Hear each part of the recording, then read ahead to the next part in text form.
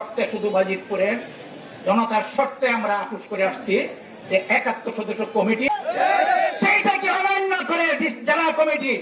আপনারা যদি বলেন আমরা এই তামসার নির্বাচন করতে দেব না, আমরা নেতৃবৃন্দ যারা আছি আমাদের শরীরে কাপড়ের কাপড় জড়িয়ে এটাকে প্রতিহত করব।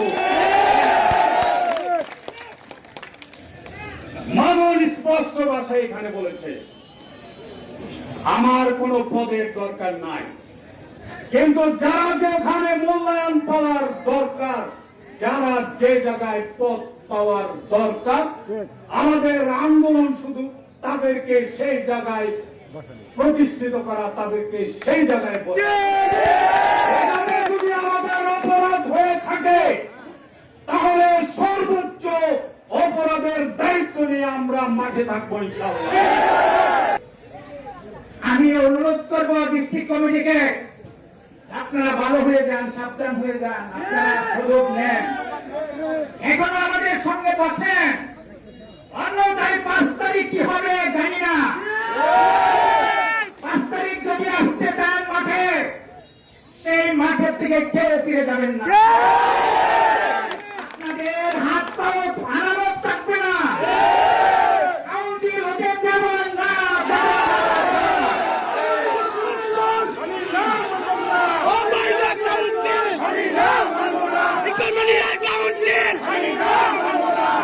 বান্ডেল থাকলে প্রতি সেনমানিতে টাকা বাঁচবে।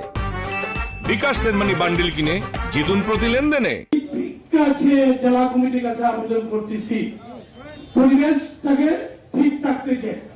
কোন জুড়ে জেলা কমিটির কাছে আমার আবেদন, আমি জেলা কমিটির কাছে এইটাও বলেছি অতীতে যখন ওনারা হয়েছিলেন, সর্বকালের সর্বশ্রেষ্ঠ একটা জেলা কমিটি আমরা পেয়েছি।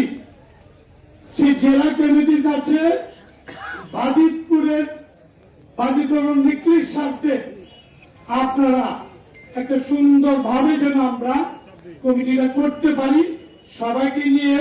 এখনো আমি মনে করি যেহেতু ৫ তারিখ দিয়েছেন, হাত আরো ২ দিন সময় আছে, আপনাদের কাছে করে জুড়ে হাত জুড়াত করে অনুরোধ করছি সকলকে নিয়ে একটু বসেন।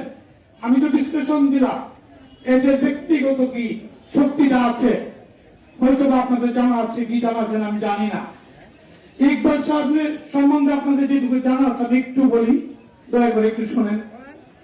ইকবাল সাহেবের যদি থানা বিএনপি সভাপতি পদটা বাদ দেওয়া হয়, মনির সাহেবের